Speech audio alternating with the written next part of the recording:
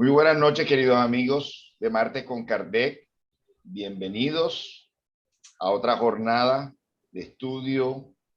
Esta noche vamos a interrumpir nuestro programa de relatorías por una invitación especial desde Brasil, Orlando Villarraga, quien nos va a hablar sobre la visión espírita de la donación de órganos y de la cremación. Tema muy importante. Orlando es presidente y líder de los proyectos de sustentabilidad de la obra social Celio Lemos. Además, es autor de libros espíritas: La conservación del medio ambiente físico y psíquico, La justicia social, Visión espírita para la acción social, Espiritismo y desenvolvimiento sustentable. Además, traductor de obras del portugués al español. Entonces, vamos a iniciar esta jornada con una elevación de pensamiento, donde les voy a pedir que me acompañen, a pedirle al Padre Celestial que nos sustente, que nos acompañe, que nos proteja, que inspire a Orlando, que ha preparado esta importante e interesante tema para todos nosotros, que nosotros también podamos captar todas esas enseñanzas, todos esos mensajes e incorporar en nuestro compendio mental y emocional, fortalecer nuestra fe, en fin, que sea una jornada de alimento espiritual y que podamos salir todos de aquí fortalecidos. Gracias y que así sea. Bienvenido, Orlando. Muchas gracias por estar nuevamente con nosotros. Y bueno, desde ya les anticipo a todos los amigos que vamos a tener por lo menos una vez al mes a Orlando, o martes o sábado. Así que creo que es una excelente noticia que él nos ha tenido para con nosotros. Así que felices de tener a este maestro Orlando Villarraga con nosotros cada mes. Gracias, Orlando, y la palabra es tuya. Adelante. Bueno, gracias, Abel. Muchísimas gracias a todos ahí por estar presentes para esta noche, para tratar de este tema que es algo que tenemos seguro todos, que estamos encarnados. Un momento vamos a morir, más tarde o más temprano vamos a llegar a ese momento. Y hay algunos asuntos que son discutidos dentro de la sociedad que son importantes, y nosotros como espíritas deberíamos tener una idea bastante clara sobre esos dos temas: la donación de los órganos y la cremación. Entonces vamos a mostrar algunos de los estudios realizados en el mundo, y también lo que la doctrina espírita, lo que los continuadores del trabajo de Kardec han traído para nuestro conocimiento. Entonces, ese tema es tan importante que se ha establecido una fecha para la conmemoración mundial sobre ese tema de la donación de órganos, tejidos y trasplantes. Y es celebrado en todo el mundo el día 14 de octubre. Entonces, la pregunta es, ¿qué puedo donar de mis órganos? Y cuando hablamos de órganos, también este tema es más amplio. No solo son los órganos, sino también ciertos tejidos de nuestro cuerpo que pueden ser donados. Entonces, podemos donar cuando estamos vivos o cuando ya morimos, cuando desencarnamos. Entonces, cuando estamos vivos, podemos donar médula ósea, un riñón, parte del hígado, la membrana amniótica, sangre, también podemos donar. Entonces, eso mientras estamos vivos y continuamos viviendo. Cuando estamos muertos, o como lo definen en ciertos términos médicos, cadavéricos, ya la gama de órganos y tejidos que podemos donar es mucho más amplia. Nuestra córnea, cartílagos y tendones, huesos, el corazón, las válvulas cardíacas, el pulmón, los pulmones, los riñones, el hígado, la piel, los vasos sanguíneos, el páncreas, los intestinos. Entonces es muy amplio la variedad de órganos y tejidos que podemos donar cuando somos declarados muertos. Y ahí ese es la gran pregunta. ¿Cómo sabemos que la persona está en esa condición que ya puede ser donante de sus órganos o tejidos? Lógico, tiene un examen para saber que la persona pues está bien, que sus tejidos, sus órganos están en buenas condiciones para ser trasplantados para otro ser humano. En Colombia y también en varios países del mundo, el sistema es similar. Existe una red de donación y trasplantes, que es la que realiza la detección de potenciales donantes. ¿Y dónde hace eso? En las clínicas u hospitales que tienen servicios de cuidados intensivos o urgencias, porque son los lugares donde llegan las personas así de accidentes muy graves, las personas ya en condiciones casi finales de su existencia. Entonces, es el lugar más adecuado para hacer ese tipo de detectar las personas, los potenciales donantes. Y para el caso de donación de órganos, se lleva a cabo solamente en personas que han muerto con diagnóstico de muerte encefálica. Y existe un protocolo que es generalizado en el mundo sobre lo que es la muerte encefálica. Tiene varios procedimientos y varios exámenes instrumentales que definen cuándo la persona está en muerte encefálica.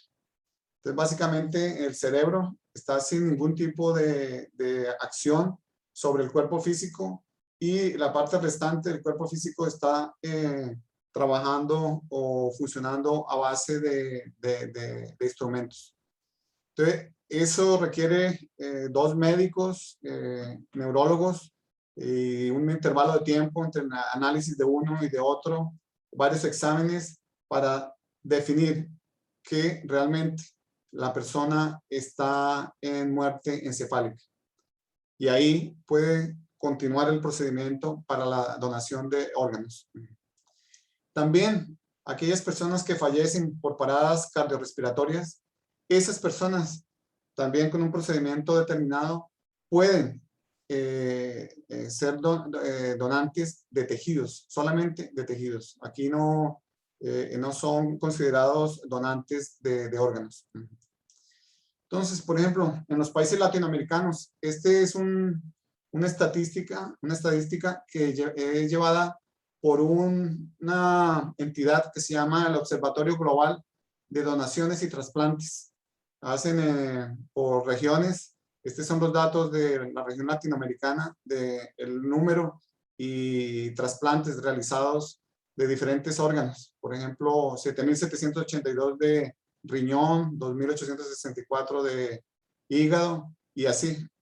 En total, en América Latina, en 2020, fueron 11.496 órganos trasplantados de personas donantes que fueron aprovechados para ser trasplantados para otras personas y permitir que continuasen una existencia con una mejor calidad de vida.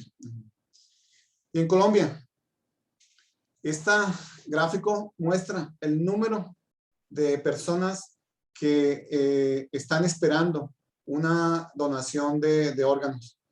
El órgano más trasplantado y más donado en el mundo es el riñón. Después sigue el hígado, el pulmón, el corazón.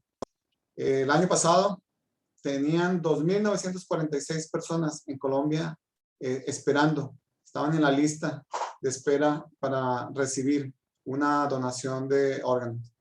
Entonces, ven, es bastantes seres humanos que están esperando, y para ellos ese es un periodo de angustia, de no saber si van a tener esa donación o no, y cada día su estado va quedando más comprometido. Entonces, cada país tiene su legislación respectiva con relación a cómo es efectuado, cuáles son las condiciones de los donantes de órganos o de tejidos. En Colombia, la ley 1805 del 4 de agosto de 2016, que está vigente, es la que determina la forma y los criterios para hacer ese tipo de donaciones. Y esa ley establece que los donantes de órganos y tejidos, a todos los colombianos son donantes de órganos y tejidos que no hayan expresado en vida su negativa a hacerlo. Y además deja a la familia por fuera de estas decisiones. Hasta antes de 2016, para ser donante de los órganos, tenía que estar de acuerdo la esposa o los hijos, unánimemente, o los padres. Si alguno se colocaba en contra, no podían hacer, y eso dificultaba mucho. Entonces la ley invirtió. Ahora todos, colombianos y también en otros países del mundo, la persona es considerada donante. Solo si expresa que no quiere ser donante, entonces tiene que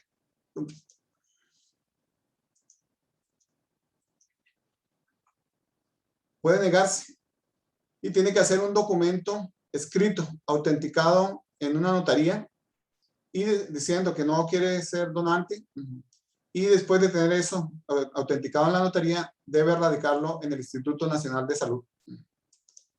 Entonces, o cuando se afilia a una EPS, menciona, yo no quiero ser donante, y ahí le colocan en el carnet, y esa información va directo al Instituto Nacional de Salud. Entonces, las personas pueden negar eso. Si no se siente bien, confortable para negar, para donar, puede negar. Esa ley entró en vigor en Colombia el 4 de febrero de 2017, y esa es la que está vigente. Hay personas que, por ejemplo, por la ley saben que son donantes, pero quieren reafirmar eso. Entonces pueden sacar ese registro de la red de trasplantes, tiene el código personal con las informaciones y entra en el cadastro del Instituto Nacional de Salud. Eso solamente confirma de que es donante, pero todos en teoría son donantes en Colombia. Entonces, ¿cuál es el papel de la familia ahora? Básicamente ninguno, porque todos son donantes. Solo en el caso de niños, ahí se hace una entrevista con los padres para ver si autorizan la donación de los órganos. Pero en la práctica, ¿qué es lo que ocurre? Normalmente ese equipo médico consulta a la familia para ver si realmente quieren donar los órganos de la persona que fue declarada con muerte encefálica. Es algo de la práctica, de lo que está ocurriendo, cuando la ley pues permitiría que hicieran la extracción de los órganos sin pedir el consentimiento de la familia. Y entonces, ¿quién o quiénes pueden disponer de esos órganos que son extraídos? Solo las instituciones de salud habilitadas, como vimos al comienzo, y que están certificadas por la Red Nacional de Trasplantes. ¿Y quién garantiza que todo se cumpla? El Instituto Nacional de la Salud, ahí en Colombia, a través de la Red Nacional de Trasplantes. En otros países existen ese mismo esquema, esa misma estructura, pues tienen sus nombres diferentes, pero básicamente es la misma estructura. Y también lo vigila la Supersalud. Entonces, muchas veces se escucha que existe tráfico de órganos, que una persona fue secuestrada y le sacaron un riñón y todo eso. Eso es bastante difícil que ocurra, porque esas son cirugías que no son muy fáciles, que requieren un equipo médico adecuado, el tiempo para hacer ese tipo de que sea efectivo el trasplante es muy corto. Entonces, no digo que no exista, pero es bastante difícil. Y por eso existe una serie de mitos sobre la donación de órganos. Uno es ese, de que los órganos pueden ser vendidos. Existe eso, a veces vemos en las noticias, pero como mencionaba anteriormente, es bastante difícil que eso ocurra. Otro mito es que los órganos son comercializados por las entidades de salud, que dicen que tienen un esquema ya en el hospital o en la unidad de cuidados intensivos y ellos después comercializan, lo cual también es bastante difícil frente a cómo está estructurado esa red. Otro mito es que se dice que las personas de edad avanzada no pueden ser donantes. Y eso no es totalmente cierto, porque hay personas de edad avanzada que tienen en realidad buena salud. Personas de poca edad están en condiciones más difíciles, sus órganos ya están bastante deteriorados, entonces no excluye las personas de edad avanzada. Otro mito es que las personas adineradas y famosas obtienen beneficios en la lista de espera. Existe esa lista de espera en la red, en Colombia y en otros países existe, y entra así por orden de llegada, y también es analizado el grado de urgencia. Tienen varios criterios en esa lista. No es porque sea famoso o que tenga mucho billete que va a subir en la lista. ¿Puede ocurrir? Sí, porque no sabemos exactamente, todo el mundo sea totalmente honesto, puede ocurrir, pero el sistema está creado de tal forma que dificulte eso. Otro mito es que los donantes cadavéricos quedan desfigurados luego del trasplante. Y entonces las personas que quieren enterrar a sus seres queridos y quieren dejarlos así con el cajón abierto, piensan que si dona la córnea o si dona el corazón, va a estar todo abierto, todo desfigurado, lo cual no es cierto. Entonces ese es un mito también. Otro mito, y es un miedo que las personas tienen, que si ahí en el hospital saben que soy donante, entonces no me van a dar la atención necesaria en caso de que tenga un accidente o una lesión de gravedad. Y eso, pues, las personas que trabajan en el área de salud tienen un compromiso ético para ayudar a todos los que llegan en cualquier condición. Puede ser un antisocial, una persona, un criminal, lo que sea. Ellos los atienden. Entonces, ese es otro mito que existe. Otro mito es que los menores de edad no pueden ser donantes. Y vimos que puede ser si los padres, ellos permiten, porque hay también niños, por ejemplo, que están esperando y que debido al tamaño, por ejemplo, del corazón, para pasar el corazón de un adulto para un niño, es bastante difícil. De un niño para otro niño es mucho más o es menos complicado el trasplante. Otro mito es que si estoy en estado de coma, pueden tomar mis órganos para la donación. Y la muerte cerebral, la muerte encefálica es diferente del estado de coma. Son cosas totalmente diferentes, porque en estado de coma puede recuperarse. En el estado de muerte encefálica es irreversible, no tiene ningún tipo de actividad cerebral, entonces no puede volver a manifestar como antes. Otro mito es que la donación de órganos o el trasplante de órganos es costoso. Y ahí en Colombia, tanto el donante no le cuesta nada hacer la donación. Eso hace parte allá del seguro que costea todo lo que sea necesario para hacer ese tipo de donación y trasplante. Y otro mito bastante fuerte es los principios religiosos que las personas tienen y que creen que su religión está en contra de la donación y a veces no tienen una idea real de lo que su religión, o no se han actualizado con respecto a lo que su religión dice. Por ejemplo, el caso de la religión católica. El Papa Juan Pablo II, en 1994, en el primer Congreso Internacional de Trasplantes de Órganos, mencionó: con el advenimiento de los trasplantes, el hombre encontró un modo de donación de sí mismo, de su cuerpo y de su sangre, para que todos puedan seguir viviendo.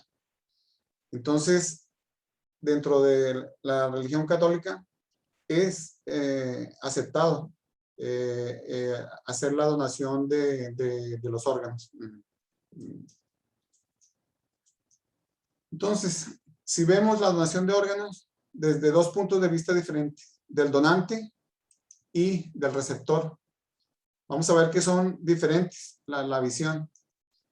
Para el donante, tomar esa decisión es un acto voluntario, es una decisión personal que muestra la solidaridad que tiene con otro ser humano o con otros seres humanos, porque no va a tener ninguna remuneración, no le van a dar un billete por donar cuando ya está muerto. No tiene costo para el donante o para la familia del donante y es una decisión estrictamente personal. Y por eso aquí nosotros como espíritas tenemos que estudiar, evaluar y tomar nuestra decisión y comunicarle a nuestros familiares. Porque se ha demostrado que una persona que fue declarada así de muerte encefálica, con todo, que está de buena salud, puede donar todos esos órganos que mencioné anteriormente y los tejidos, que puede beneficiar hasta 55 personas. Entonces vea el impacto que eso puede tener en todas esas personas. Y desde el punto de vista del receptor, va a extender el periodo de vida de esa persona y va a mejorar la calidad de vida. Por ejemplo, una persona con problemas renal que tiene que hacer diálisis 3 veces por semana, que queda 4 horas allá en el hospital o el lugar donde hace la diálisis, que no puede, tiene ciertas restricciones con respecto a alimentación, a la ingestión de líquidos, todo eso. Cuando le trasplanta un riñón, mejora sustancialmente su calidad de vida. Entonces, la pregunta que nosotros podríamos hacernos como espíritas es que si habrá alguna repercusión en el perispíritu con la retirada de los órganos. O otra pregunta es si cuando retiren esos órganos sentiremos dolor o sentiremos la falta de esos órganos en el perispíritu y nos vamos a sentir así en el mundo espiritual. Son dos preguntas bien interesantes y vamos a ver lo que la doctrina espírita nos enseña sobre ese aspecto. Entonces, para eso partimos de la visión espírita de cómo ve el ser humano.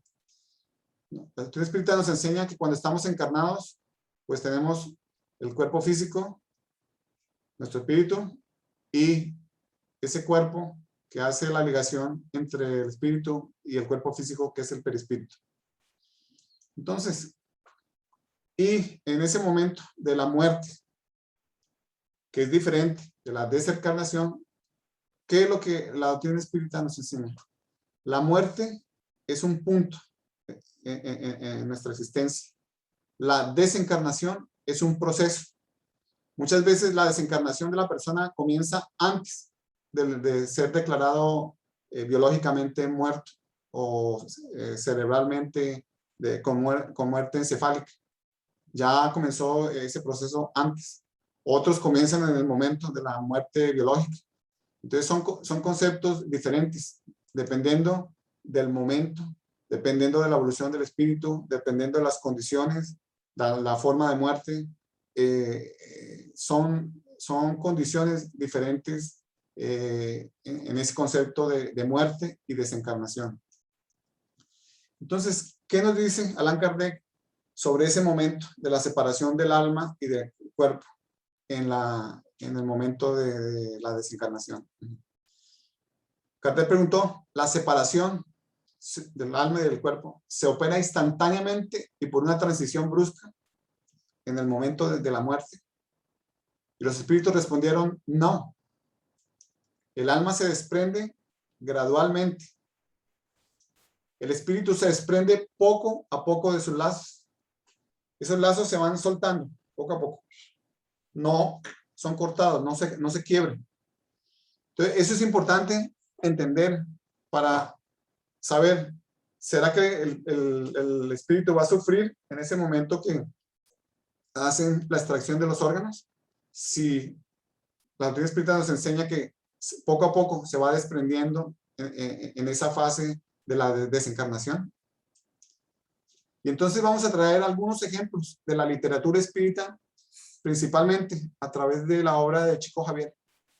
Y en esta obra muy interesante que se llama Voces de la otra margen, o sea, del mundo espiritual, él trae muchas comunicaciones de espíritus y principalmente de jóvenes que desencarnaron en esa fase para comunicarse con sus padres y darles un consuelo porque estaban sufriendo la pérdida de esos hijos tan jóvenes. El primer caso que traigo fue inicialmente mencionado en un periódico de Porto Alegre. Eso fue en 1974. Fue el primer trasplante realizado de corazón en Porto Alegre. Eso fue en las noticias locales bastante difundido. Y ahí después, en este libro, muestran la comunicación de ese espíritu que desencarnó, que era Roberto Igor Porto Silva.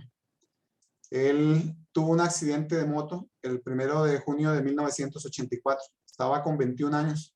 Él salía de moto, le gustaba andar en moto a toda velocidad y en una de esas salidas él iba muy rápido y se atravesó un señor ya de bastante edad y él pensó rápidamente, bueno, si trato esto, lo voy a matar. Y él frenó intempestivamente y salió y tuvo ese accidente bastante grave que declararon una muerte cerebral y por eso decidieron hacer el primer trasplante de corazón en ese hospital en Porto Alegre. La hermana de Roberto fue que autorizó la donación cuando recibió la noticia que su hermano ya estaba en estado de muerte encefálica. Y la mamá de él no se conformaba porque pensaba que él había sufrido mucho con esa decisión de la hermana de autorizar la donación del corazón. Y ella comenzó a viajar de Porto Alegre a Uberaba. Son 1.500 kilómetros. Hizo 4 viajes. 1.500 kilómetros es, de Bogotá a Barranquilla son 1.000 kilómetros. Imagínense, es una vez y media. Una vez y media el viaje de Bogotá a Barranquilla. Entonces fue 4 veces y en la 4ª vez recibió un mensaje del hijo. El 5 de abril de 1985. Si ustedes ven, son 6, más o menos 10 meses después de haber ocurrido el accidente. ¿Y cuál fue la comunicación? Comenzó a describir ese momento de la transición y él decía, no conseguía hablar y mientras más se acentuaba el dolor que sentía en el pecho, Vi a mi papá a mi lado, invitándome a seguirlo. El papá de Roberto había desencarnado en 1976, 8 años antes, lo que muestra que nuestros familiares están presentes, si es posible, cuando nosotros desencarnamos.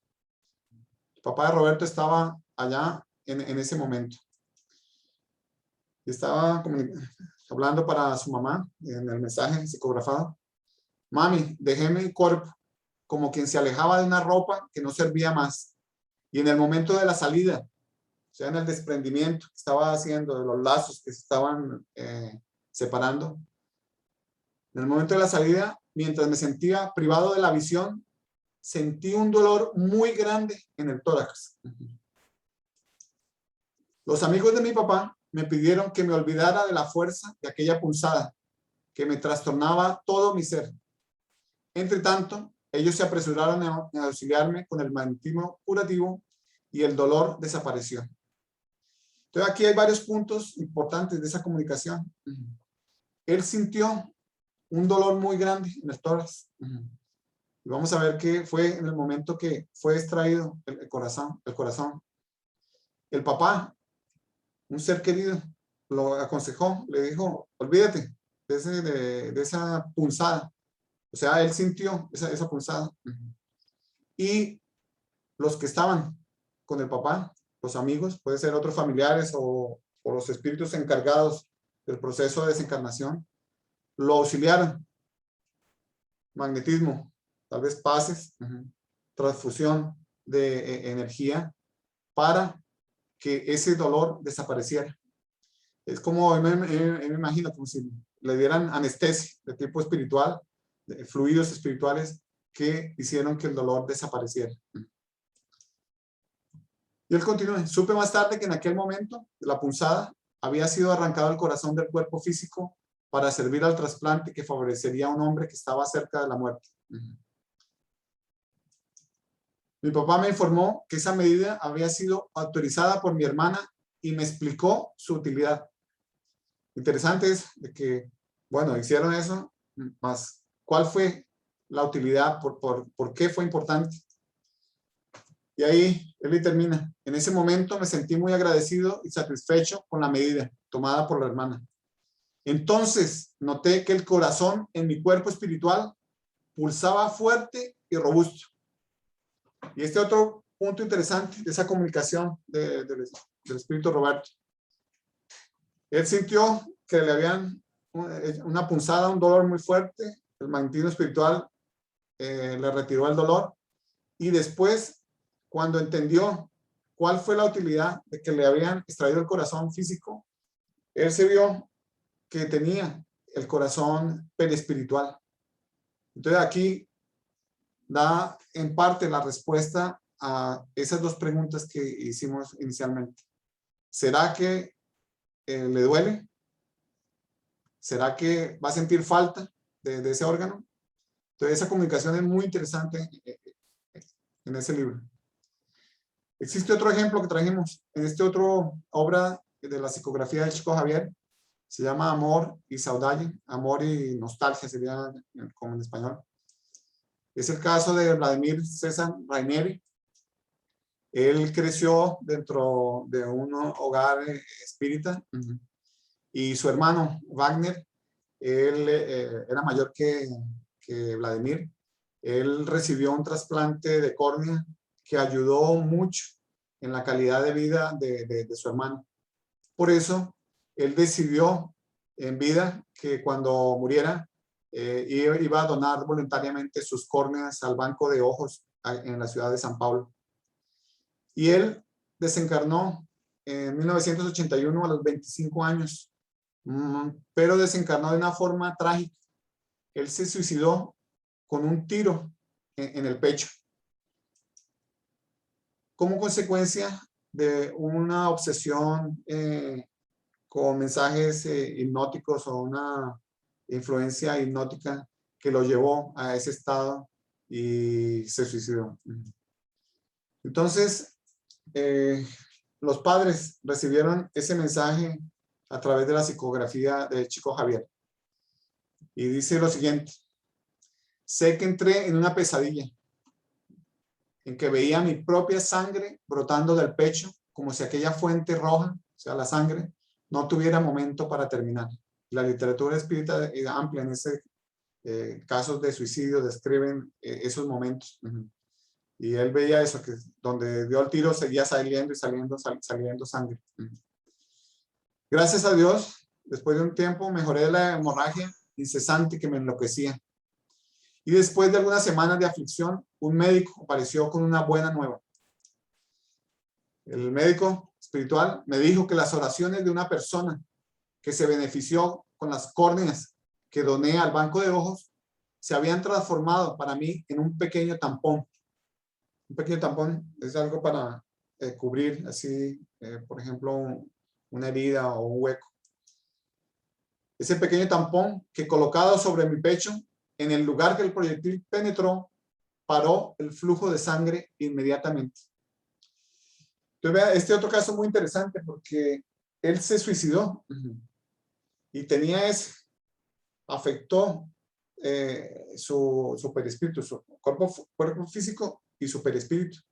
Y revivía esa escena permanentemente. Y las oraciones de aquella persona que recibió las córneas se convirtieron así de una forma fluídica en un tampón que cubrió ese hueco que tenía y paró. Él sintió eso, que paró el flujo de sangre. Entonces vean cómo interesante ese caso. Y ahí preguntaron a Chico Javier en un programa que transmitían aquí en la televisión de Brasil y se llamaba Pingafogo. Y ellos recopilaron todo lo que fue hablado y preguntado en ese programa de televisión. Colocaron en varios libros. Este es uno de ellos, ¿cómo se llama? Plantón de respuestas.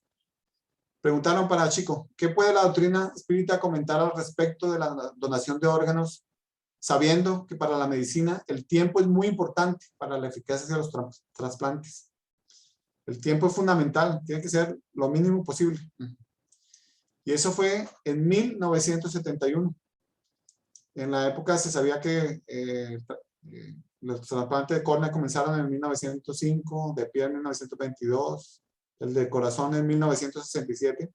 Ese yo ya me acuerdo, del doctor Christian Barnard, me acuerdo leyendo y conversando con mi papi sobre ese caso.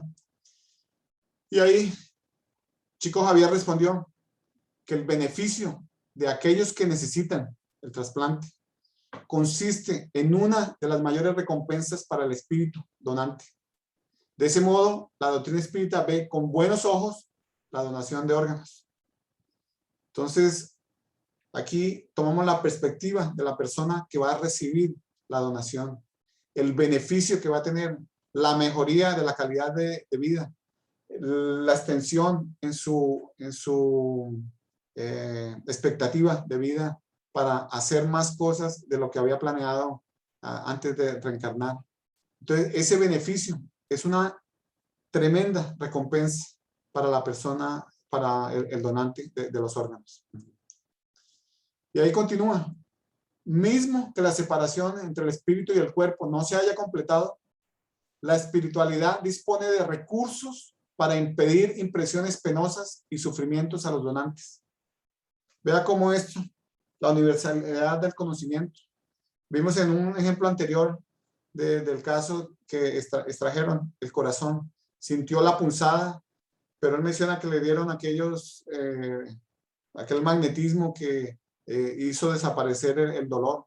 La espiritualidad dispone de un montón de recursos que nosotros no conocemos aquí en el mundo físico para impedir que esas impresiones que ocurren, porque vimos los ejemplos que sienten el dolor, sienten la sangre saliendo, sienten la punzada, y que impedir que esas impresiones, esos sufrimientos a los donantes.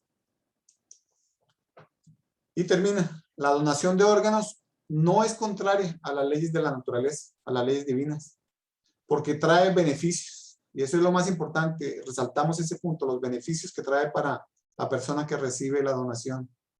Además, es una oportunidad para que se desarrollen los conocimientos científicos, colocándolos al servicio de varios necesitados.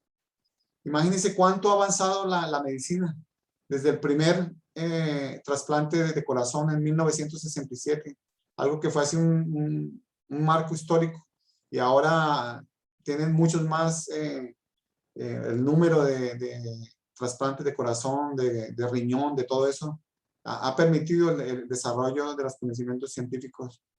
Eso para beneficio de las personas que están con esa necesidad. Entonces, para hacer un resumen de la donación de órganos, en esta obra de la Asociación Médico Espírita de Brasil, la obra se llama Salud y Espiritismo, ellos dicen lo siguiente: la repercusión perispiritual es una función de la evolución del espíritu. La intensidad con la cual ese espíritu siente esa función, ese dolor, eso depende mucho de la evolución. Y también, dependiendo de la evolución, es más fácil ese desligamiento, ese desprendimiento de los lazos que lo unen al cuerpo físico. Una repercusión muy importante desde el punto de vista perispiritual son los beneficios que nos causamos para las personas que reciben los órganos o los tejidos. Porque esas personas vibran de agradecimiento. Muchas de ellas envían pensamientos para el donante que no lo conocen, pero la vibración llega y eso va a ayudar a beneficiar el perispíritu del donante. También la donación es una cuestión de conciencia de cada uno de nosotros. Si vemos la importancia, si pensamos que vale la pena o si tenemos miedo, depende de cada uno de nosotros. Eso nos va a dar la convicción de que, oye, ya este cuerpo, que es el vestido que tengo en este momento, ya en ese momento de la muerte encefálica, no voy a poder retornar, continuar lo que estaba haciendo. Esos tejidos, esos órganos que aún están buenos, que pueden servirle a alguien, voy a dejarlos para esa persona, tener esa convicción. Y eso también facilita un proceso de desligamiento del perispíritu. El desprendimiento, el desapego. Así como tenemos desapego de cosas materiales, tenemos que ir pensando en que va a llegar el momento que tenemos que retornar al mundo espiritual y tener ese desprendimiento con relación a nuestro cuerpo físico. Y la donación es una de las pruebas máximas de nuestro amor para el prójimo, porque es totalmente desinteresado, sin remuneración física.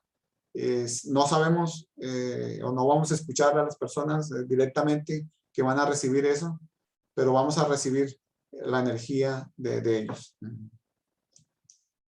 Entonces, un aviso que podemos tener allá cuando vamos para el mundo espiritual es: deje sus órganos abajo,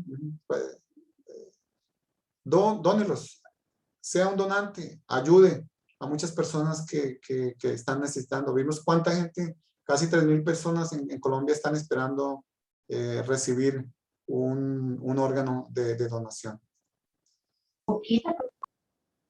Entonces, ahora vamos a ver la cremación. Ya ocurrió la desencarnación, sea de la forma que sea, o sea que ya donamos y ya quedó el cuerpo físico sin esos órganos que fueron donados. Ahí viene el siguiente proceso. Bueno, ¿va a ser enterrado o va a ser cremado? Que son así los principales. Existen otras formas de hacer ese proceso. Entonces, la pregunta aquí es: ¿por qué preocuparnos con el destino que le será dado a nuestro cuerpo físico? ¿Cuál es la preocupación? Si va a ser enterrado, si va a ser incinerado, si va a ser cremado. ¿Por qué preocuparnos? ¿Será que deberíamos preocuparnos? ¿O realmente no debería ser una preocupación para nosotros? Pero también vamos a ver lo que la doctrina espírita nos enseña al respecto y cómo a lo largo de la historia de la humanidad se ha visto ese tema de la cremación. Entonces, se tienen registros históricos desde 3000 años antes de Cristo de cremación de cuerpos humanos. En la India también desde registros de 1900 antes de Cristo. En Grecia era algo común en la época, por ejemplo, de Homero, 800 años antes de Cristo. Sin embargo, cuando el cristianismo comenzó a diseminar por Europa, los católicos ya en la época comenzaron a quemar a los herejes. Entonces la cremación era como una punición para los que no se habían comportado bien de acuerdo a las reglas del catolicismo. Y ahí fue promoviendo más los entierros en vez de la cremación. En 1873 fue presentado en la exposición de Viena el primer horno crematorio. Porque antes, si ustedes ven o tienen la figura, la idea de la cremación es, por ejemplo, en la India o algunas tribus indígenas colocan el cuerpo sobre bastantes madera y van quemando. Entonces, en 1873 fue presentado el primer horno crematorio. En 1874 fue creada la primera sociedad de cremación en el mundo y fue en Gran Bretaña.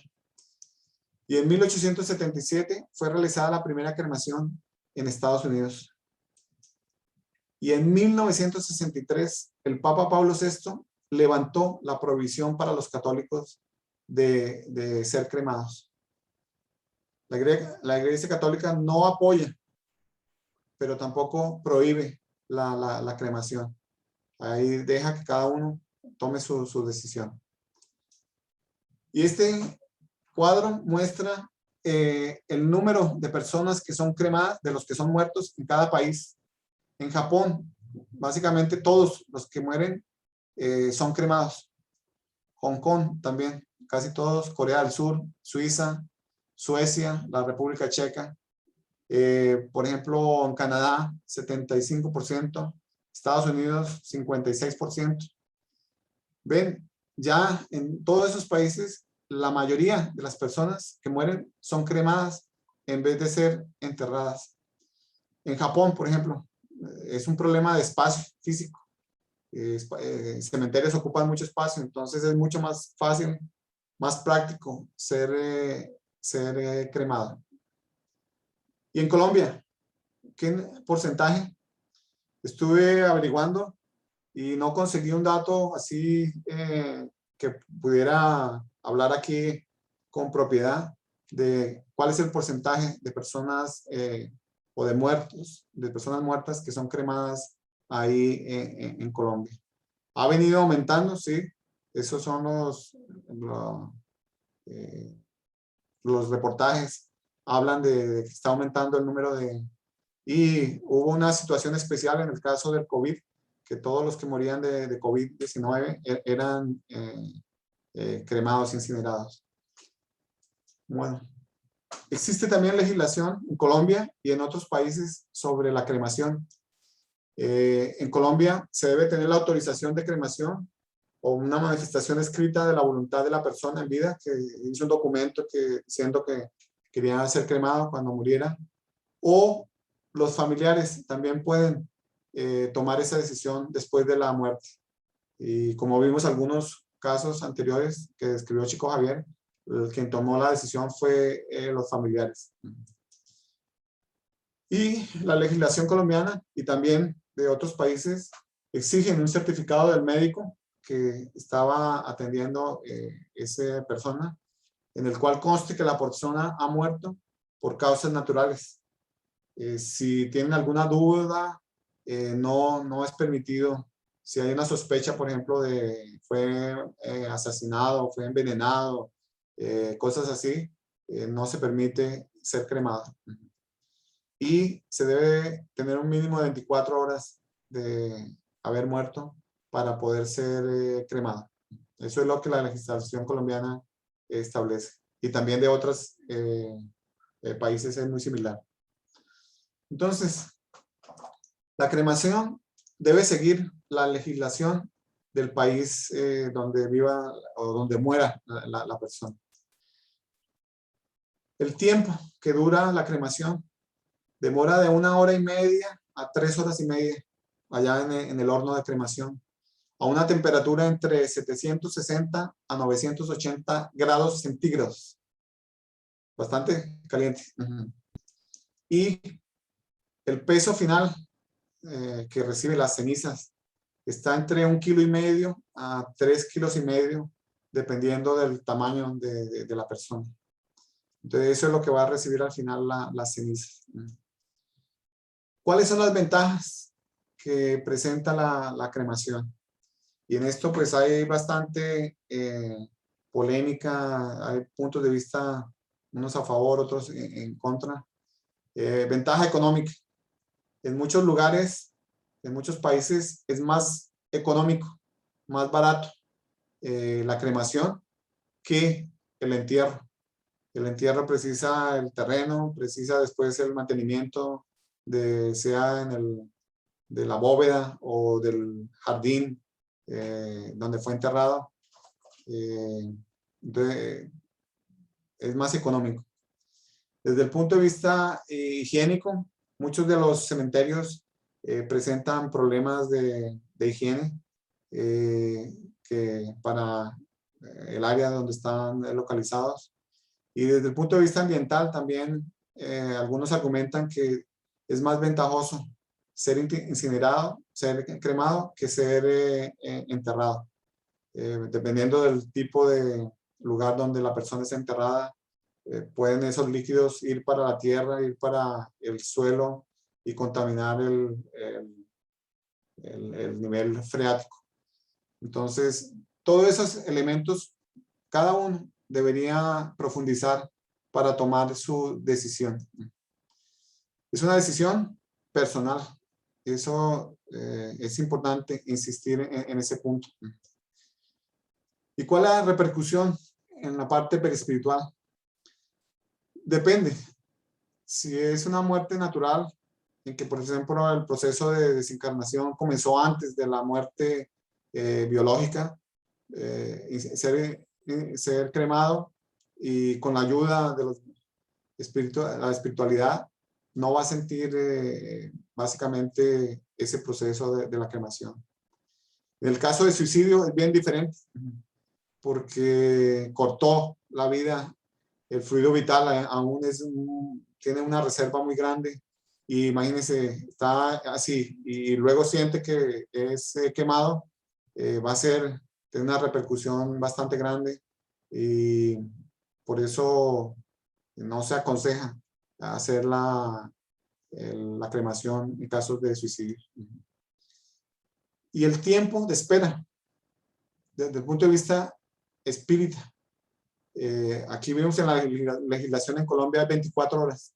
Vamos a ver desde el punto de vista espírita qué nos trae, qué enseñanzas. Entonces aquí traemos la otra obra psicografiada por Chico Javier, El espíritu de Emmanuel, el consolador que prometió Jesús. Y en la pregunta 151 dice, ¿el espíritu encarnado puede sufrir con la cremación de los elementos cadavéricos? Esa pregunta fue hecha en 1940, ya hace bastante tiempo.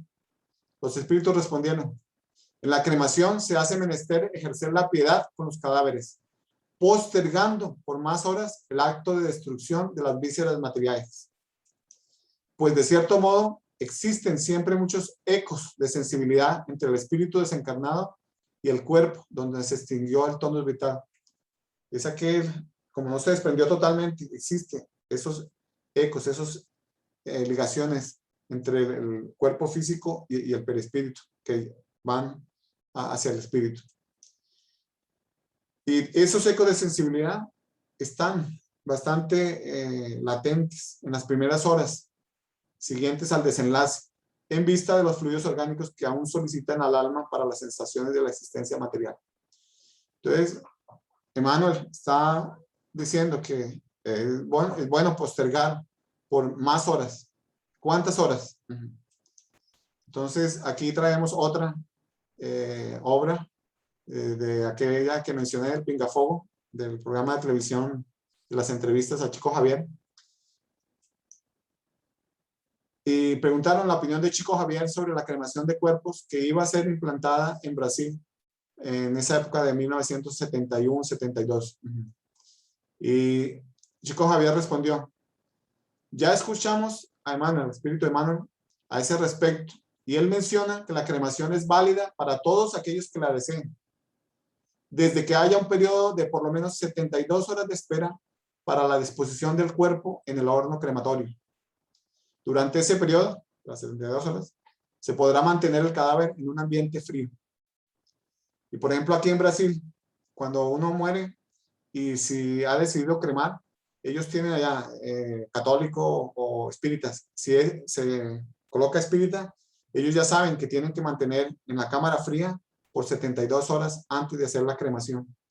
Va a tener que pagar más 2 días para mantener en esa cámara fría, porque normalmente los que no son espíritas en 24 horas ya los llevan a la cremación. Y en esta otra obra, que se llama Caminos de Retorno, también el espíritu de Emmanuel, en ese capítulo de la cremación, y fue psicografiado en 1975, dice: el periodo de espera en un espacio razonable de 72 horas entre el inicio del proceso de rigidez del cuerpo físico y la cremación respectiva es un tiempo valioso para la generalidad de todos aquellos que se encuentran en tránsito de una vida para otra. Consideramos justo que se les conceda el citado periodo de reposo a favor de los llamados muertos en cámara fría, que les conserve la dignidad de la forma. Entonces ve que en varias obras el espíritu de Emmanuel básicamente dice lo mismo, que es bueno esperar por lo menos 3 días para hacer la cremación. Entonces me gustaría dejar 2 preguntas. ¿Voy a ser donador de mis órganos?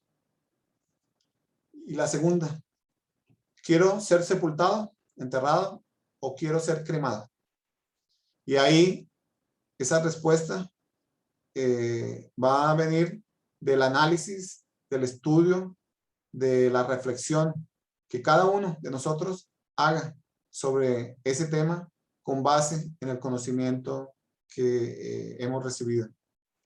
La doctrina espírita no dice uno u otro, sino da ciertos criterios, más deja al libre albedrío de cada uno tomar la decisión. Entonces, puntos para nuestra reflexión. Importante el conocimiento del proceso de donación en cada país, en cada lugar, saber qué es lo que la legislación del país habla sobre eso. ¿Cómo? Que cambiase las cortinas. ¿Cuáles son los beneficios de la donación de órganos? Es importante saber eso, cuáles son los beneficios para poder tomar una mejor decisión. ¿Cuáles son los beneficios de la cremación? Los argumentos a favor y en contra. Entonces, para poder tomar esa decisión. Y tener siempre presente que en el caso de la donación de órganos es una práctica del bien, una expresión del amor a nuestro prójimo. Pero es una decisión estrictamente personal. Cada uno va a tomar la decisión que mejor le parezca en este momento para ese momento final de nuestra existencia. Bueno, muchas gracias. Gracias, Orlando. Muy amable a ti por este tan importante tema que ya habíamos escuchado acá en vivo en tus visitas, pero que es bueno que quedara consignada la grabación, ¿no? Para otro público que no te había tenido la oportunidad de escucharte. Pues antes de pasar a unas preguntas que hicieron un par de preguntas, quiero pues resaltar la importancia del trabajo de Chico Xavier, porque siempre nos remitimos a Kardec, ¿verdad? Pero en la época de Kardec no estaban ni el tema de la donación de órganos. Bueno, ya la cremación sí existía, pero el tema de la donación de órganos no existía. Entonces, qué importante ese trabajo de Chico, que actualiza en cierta forma todas estas inquietudes para el hombre moderno, o por lo menos del siglo XX y XXI. Bueno, aquí hay una pregunta. Nubia Bernal de Bogotá. ¿El donador del órgano crea algún vínculo espiritual con el donante, o él tendrá por ley de causa y efecto, o él tenderá, debe ser, por ley de causa y efecto, a vincularse con el donante? No, porque la persona, el donante, da el órgano y no sabe para quién va. Si ven los relatos a través de la psicografía de Chico Javier, el donante en la espiritualidad recibe los pensamientos, las energías positivas de las personas que recibieron los órganos. Entonces, él recibe el beneficio, pero y también no es necesario saber quién lo hizo, y yo creo que ese vínculo existe a nivel del pensamiento, de, estoy recibiendo los buenos pensamientos de la persona que recibió la donación. Entonces yo también agradezco la oportunidad de haber servido. Entonces no, en ese sentido puede existir un vínculo, pero no es que va a quedar allá ligado permanentemente con esa otra persona, no. Bien, y la misma Nubia nos hace otra allí. ¿Sentirá algún dolor de lo que tuvo el donante en el cuerpo físico, o esto es un mito? Como vimos de los ejemplos que a través de la psicografía de Chico Javier, sienten, sí, pero la espiritualidad tiene mecanismos que hacen que desaparezca ese dolor que siente, porque aún, como no se desprendió totalmente, existe esa ligación a través del fluido vital para el perispíritu, de la sensación del cuerpo físico. Entonces la espiritualidad, a través de pases magnéticos, yo pienso una anestesia espiritual, la persona o el espíritu no siente esos dolores así, que va a quedar un tiempo, estoy aquí me doliendo, me está doliendo mucho el pecho porque me sacaron y no veo mi corazón. Vimos en el ejemplo que él percibió que perispiritualmente estaba batiendo el corazón. Entonces, sí, el dolor puede sentirse inicialmente, pero la espiritualidad trabaja de tal forma que, como es una acción de amor al prójimo, la espiritualidad le ayuda para que no sienta ese dolor. Bien, dice, en el caso de suicidio inconsciente o indirecto, como el de André Luis, ¿es mejor decidir enterrarlo que cremarlo? Esa es una buena pregunta. Una excelente pregunta. Porque si ponemos a ver, la mayoría de los seres encarnados estamos cometiendo un suicidio paulatino. Cuando no nos alimentamos bien, cuando pensamos negativamente, cuando afectamos las condiciones ambientales y eso retorna en contra nuestra, todo eso nos está disminuyendo nuestro periodo de existencia. Yo pienso que, y eso es una opinión personal, que incluso en esos casos de suicidio paulatino, hacer la cremación es una opción posible. Entonces, lo que no se recomienda es cuando hay suicidio así directo. Se dio un tiro, se enforcó, porque está sintiendo eso, tiene mucha energía vital, y llega y lo colocan en un horno crematorio, va a sentirlo aún más. Bueno, Y Nancy Aguilera, de Bogotá. Para cualquiera de los casos se deben cumplir las 72 horas. Cualquiera de los casos, ¿cuáles? Bueno, no lo dice, pero no sé, Nancy, si quieres ampliar la pregunta. Gracias. Sí, pues la recomendación que nos hace Emanuel es que en caso de que se vaya a hacer la cremación, él recomienda que se deje un espacio de 72 horas. Entonces, pregunto yo, en el caso de la donación de órganos, entonces, ¿cómo será ese tiempo? ¿Cuánto es el tiempo promedio, pregunto yo, que toma un espíritu en hacer ese desprendimiento real de la materia? En el momento desde el momento de la desencarnación, ¿cuánto tiempo, más o menos? No, la donación de órganos tiene que ser lo más rápido posible, porque cuando tiene la muerte encefálica, el cerebro ya no tiene ningún funcionamiento, está funcionando con los equipos, los instrumentos. Entre más tiempo pase, los tejidos se van deteriorando. Y para hacer el trasplante tiene un número de horas máximo. Por ejemplo, el pulmón, 4 horas, el riñón, creo que 6 horas. Entonces, la extracción de los órganos fue determinada la muerte cerebral, inmediatamente hacen la extracción de los órganos. La cremación, que es diferente. Ese cuerpo que ya fue extraído los órganos, entonces recomiendan, bueno, dejarlo 72 horas. Y las 72 horas es para todos los tipos de los que tienen muerte encefálica o los que mueren de otros tipos de enfermedades o muerte natural. Bueno, Muchas gracias. bueno, Orlando, muchas gracias te damos por esta generosidad de tu parte, de tu tiempo y compartir tus conocimientos, que se te multipliquen esos conocimientos. Entonces, vamos a dar por terminada nuestra reunión, y como ya sé que Orlando le gusta ceder la oración final, entonces le pedimos a Nancy que cierre esta jornada con una elevación de pensamiento. Nancy, muchas gracias.